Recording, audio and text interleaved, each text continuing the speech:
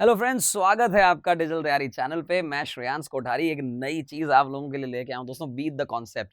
Beat the concept का मतलब है कुछ ऐसे शानदार कॉन्सेप्ट जो आपके कंपटीशन एग्जाम में आपको बाकी सारे लोगों से एक कदम आगे उठाएंगे, एक कदम आगे बढ़ाएंगे। किसी तरीके से आप उनसे आगे की तरफ पहुंच जाएंगे। यानी बीट द कॉन्सेप्ट, कुछ ऐसे धमाकेदार कॉन्सेप्ट। वो दोस्तों कॉन्सेप्ट इंग्लिश के हो सकते हैं, रीजनिंग के हो सकते हैं। आज जो मैं कॉन्सेप्ट लेके आया हूं, रीजनिंग का एक कॉन्सेप्ट है जहां इनइक्वालिटी का एक बहुत ही प्यारा सा क्वेश्चन है जो बहुत सारे लोग करते हैं। दोस्तों इनइक्वालिटी जो टॉपिक है आपने जरूर सभी ने कर रखा होगा, जिसमें ये साइन और इनका एक और साइन, इन तीन साइन से हम क्वेश्चंस करते आए हैं। आज हम 3 क्वेश्चंस करेंगे इस वीडियो के माध्यम से, और उन 3 क्वेश्चन में आप देखेंगे कि कहां आप गलती कर सकते थे, किस दिशा में आप जा सकते थे, और एकदम ही नई चीज मैं आपके लिए लेके आया हूं, एक अलग दृष्टिकोण लेके आया हूं। देखते हैं उस कॉन्सेप्ट के बारे में, समझते हैं। दोस्तों ये एक क्वेश्चन आपके सामने दे रखा है, और यहां पे ऐसा मैं कह दूं कि हमारे पास टोटल 4 कंक्लूजन हैं। अगर इन चारों को कंक्लूजन माने, हमारे पास ऊपर जो दे रखा है इसे हम स्टेटमेंट कंसिडर करें, तो बताइए, जरा सोच के जवाब दीजिएगा कि इनमें से कौन सा सही है। मुझे कोई जल्दबाजी नहीं है, मैं ये चाहता हूं कि आप आराम से, हो सकता है वीडियो पॉज कर लें, और वीडियो पॉज करने के बाद आराम से इसे देखें। मैं सिर्फ ये चाहता हूं कि ये कॉन्सेप्ट आपको अच्छे से मालूम है, ये आपको अच्छे से पता है, ये मेरा स्टेटमेंट है, ये मेरे कंक्लूजन्स हैं। आपको सिर्फ ये बताना है कि कौन कौन से कंक्लूजन राइट हैं। जनरल क्वेश्चन, बेसिक क्वेश्चन हमेशा करते आए हैं, वैसा ही एक क्वेश्चन है। देखें हमारा कॉन्सेप्ट क्या कहता है, देखें जरा दोस्तों। R इक्वल टू एम, जरा देखा जाए तो ये R है, ये M है। बहुत मुश्किल है इसका सही होना, क्योंकि ये दोनों इक्वल तो नहीं है, हमारे सामने नजर आ रहा है। दोस्तों A less than equal to F, आप देख सकते हैं A की तरफ लेस देन वाला पार्ट है, F की तरफ ओपन ओपन वाला पार्ट है, और यहाँ पे इक्वल भी दोनों के साथ है। यानी कि आप ये जरूर कहेंगे कि सेकंड वाला सही है। बिल्कुल सही है, इसमें कोई प्रॉब्लम नहीं है। तीसरा वाला अगर मैं देखूं दोस्तों, C ग्रेटर देन M, अगर आप देखेंगे C ग्रेटर देन M तो अधूरा है। अधूरे का मतलब यह कि C ग्रेटर देन M तभी सही हो सकता है जब C इक्वल टू M भी हो और दोनों में आइदर और लगाएं, क्योंकि आप देख सकते हैं यहां भी इक्वल टू 7 है, यहां भी इक्वल टू 7 है, और जब तक इक्वल टू 7 है तब तक डेफिनेटली हम कह सकते हैं कि ये अधूरा है, पूरा कंप्लीटली करेक्ट नहीं है। G लेस देन F, अगर आप ध्यान से देखें तो ये G है, ये F है, ठीक उसी प्रकार से ये भी अधूरा है। मतलब मेरा ऐसा मानना है कि आप में से मैक्सिमम स्टूडेंट जो हैं, सारे के सारे स्टूडेंट तो नहीं कह सकता, बट मैक्सिमम स्टूडेंट के यही आंसर आया होगा। फाइनल आपने आंसर कर दिया होगा, ओनली सेकंड करेक्ट।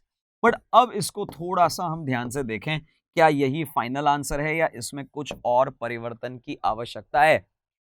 अगर आप गौर से देखेंगे तो पाएंगे यहां पे R इक्वल टू M और G less than equal to F, G less than F। मेरा ऐसा मानना है ये तो डेफिनेटली रॉन्ग है ही। मतलब डेफिनेटली का मतलब है कि जब तक इसका आइदर और वाला दूसरा पोर्शन नहीं आता है, यानी कि C इक्वल टू M नहीं आता है, तब तक को छोड़ दें। इन दोनों में कहीं ना कहीं आइदर और लगने की संभावना है क्या, एक बार जरा चेक करें। ऐसा मैं क्यों कह रहा हूं, जस्ट इमेजिन आपको करना है दोस्तों, R और F मेरे दोनों के दोनों बराबर हैं। R और F बराबर हैं तो मैं R की जगह F लिख सकता हूं या F की जगह R लिख सकता हूं। ठीक उसी प्रकार से यहां देखूं M और G बराबर हैं तो मैं यहां पे G की जगह M भी लिख सकता हूं। जरा वापस से देखिए, मैंने G की जगह M क्यों लिखा, क्योंकि M और G बराबर हैं। मैंने F की जगह R क्यों लिखा, क्योंकि R और F बराबर हैं। ये दोनों चूंकि बराबर हैं, और अब आप क्वेश्चन को वापस से देखिए, R equal to M, R less than M, R equal to M, R less greater than M, R greater than M। अगर इन दोनों को देखेंगे अब, तो आप डेफिनेटली कहेंगे ओनली सेकंड के साथ साथ आइदर फर्स्ट और फोर्थ इज ऑल्सो करेक्ट, यानी आइदर फर्स्ट और fourth and only second is correct. क्या ये बात समझ आ रही है? हमने नहीं सोचा था कि ऐसे क्वेश्चन में भी आइदर और लगा पाएंगे हम, जहां पे एक्चुअली आप देखेंगे ना, इन दोनों में सिंबल मैच ही नहीं कर रहे। यहां R और M है, यहां G और F थे, तो जब ऐसा क्वेश्चन आ जाएगा एग्जाम में तो आपको जरूर गोल गोल चकमा दे देगा। उस चकमे से बचने के लिए ही तो मैं लेके आया हूं दोस्तों बीट द कॉन्सेप्ट।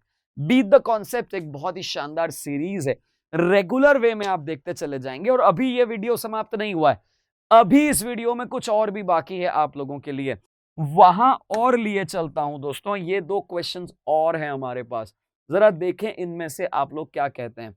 आराम से देखेगा, मेरे पास ये 2 क्वेश्चन है, एक क्वेश्चन नंबर 1 ये है, क्वेश्चन नंबर 2 ये है, और साथ ही साथ ये इन दोनों के लिए स्टेटमेंट है। अगर मैं आपको कहूं कि मेरे पास ये स्टेटमेंट है और 2 अलग अलग क्वेश्चंस हैं, एक क्वेश्चन है जिसमें आपको बताना है which of the following is definitely false, और एक क्वेश्चन ये है जिसमें आपको बताना है which of the following is definitely true.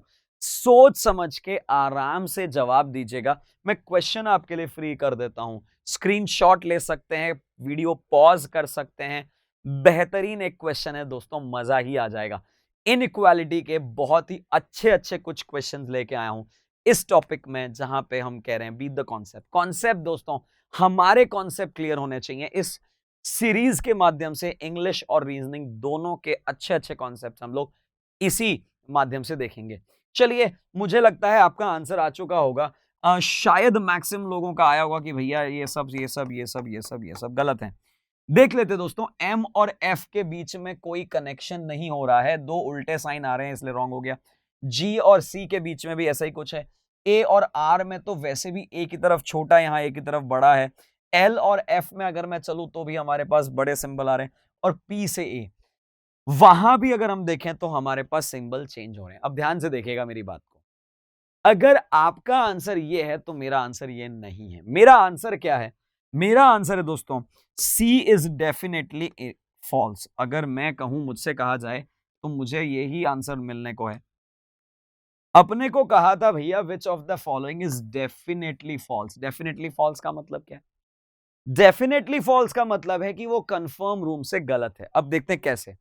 दोस्तों, मैं एक चीज आपको बताना चाह रहा हूं कि ये है मेरा ए और ये है मेरा आर। ध्यान से देखेगा, मैंने कहा है ए की तरफ मुंह खुला है, आर की तरफ बंद है। जरा देखें, ए की तरफ बंद है और आर की तरफ खुला है। इससे अगर मैं लेके चलता हूं तो आपको ये क्लियर समझ आता है कि आर ग्रेटर देन ए है, या यूं कह दूं तो ए लेस देन आर है। शायद ये बात समझ आ रही होगी। अब ये A less than R confirm है, तो A greater than R confirm wrong है। यहां रॉन्ग क्यों करते हैं हम?